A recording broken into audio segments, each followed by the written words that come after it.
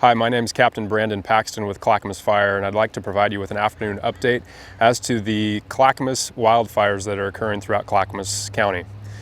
As we know, there are 4 firefighters currently burning within Clackamas County, one of which is managed by the federal government, and that being the Riverside Fire threatening the communities of Estacada. The 3 additional fires, the Dowdy Road Fire, Unger Road, and Wilhoit fires, are within Clackamas County and are being managed by the incident management team from the Oregon State Fire Marshal's Office. A brief update, that fire is estimated at approximately, those 3 fires are estimated at approximately 5,000 acres collectively, and at this point we don't have an idea as to the total number of structures lost. Right now our firefighters are currently actively engaged in firefighting activities. They're actively patrolling, looking for ember spread as well as active fire. They're protecting structures, mopping up hotspots, and creating what's called a defensible space. That's moving that area around and completely ensuring the fire is away from the building and not going to spread. So our firefighters are working hard to make sure that that happens. Additionally, we're monitoring active fire changing conditions as weather. That's what's driving this whole scene, is the Mother Nature. So we are at the mercy of that and really taking the time to evaluate those weather conditions and how that plays a role and impacts the fire conditions.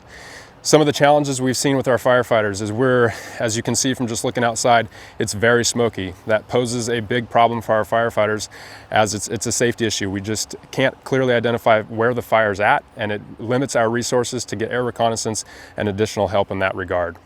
Here's what we need from you. This is your call to action. We need you to constantly be updated and constantly be aware of those pieces of information that are changing, and know your position in terms of your evacuation status.